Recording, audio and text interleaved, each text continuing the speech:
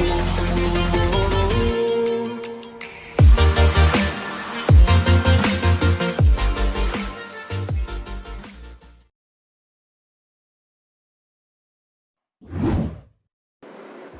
विद्यार्थी मित्रांनो, पुन्हा एकदा स्वागत आहे आपल्या चॅनलवरती.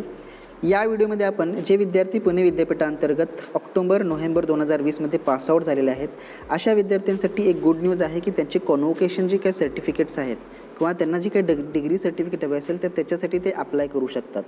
ठीक आहे, तर त्याची लास्ट डेट किती आहे, विथ लेट फी डेट किती आहे ते आपण ह्या ठिकाणी जाणून घेऊ. शिवाय त्या कोणत्या लिंक थ्रू तुम्हाला त्या ठिकाणी अप्लाय करायचं आहे ह्या व्हिडिओमध्ये आपण जाणून घेऊ.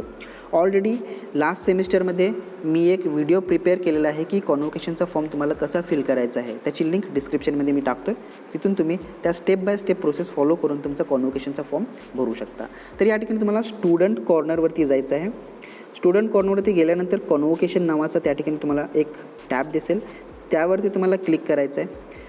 त्यानंतर अशा पद्धतीचा इंटरफेस येऊन जाईल, apply online for regular convocation degree certificate. लक्षात ठेवा, जे विद्यार्थी ऑक्टोबर-नोव्हेंबरमध्ये पासआउट झालेले 2020मध्ये तेच या लिंकचा वापर करून एक कॉन्व्होकेशनचा फॉर्म भरू शकतात. त्यावरती क्लिक करा. क्लिक केल्यानंतर अशा पद्धतीचा इंटरफेस येऊन जाईल. ही जी कॉन्व्होकेशन सेरेमनी आहे 119वी आहे. त्यासाठी तुम्हाला 1 जुलै ते 31 जुलैच्या दरम्यान तुम्हाला विदाऊट लेट फी जी आहे हा फॉर्म तुम्हाला फिल करायचा आहे. आणि 1 ऑगस्ट टू 15 ऑगस्ट ही जी डेट आहे ती लेट फी सहित तुम्हाला त्या ठिकाणी कॉन्व्होकेशनचा फॉर्म अप्लाय करू शकता. ठीक आहे. क्रिएट न्यू अकाउंट, जर तुमचं अकाउंट नसेल तर तुम्हाला त्या ठिकाणी क्रिएट न्यू अकाउंट करायचं आहे.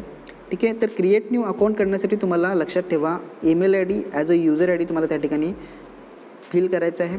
पासवर्ड सिलेक्ट करायचा आहे. त्यानंतर तुम्हाला मोबाईल नंबर द्यायचा आहे आणि कॅप्चा कोड टाकून ह्या ठिकाणी तुम्हाला त्या सबमिट बटनवरती क्लिक करायचं आहे. म्हणजे लक्षात ठेवा, जो ईमेल आय डी आणि मोबाईल नंबर तुम्ही देणार आहात त्यावरतीच ज्या काही कॉन्व्होकेशनचे जे काही कम्युनिकेशन्स असतील ते त्या मेलवरतीच तुम्हाला येणार आहेत.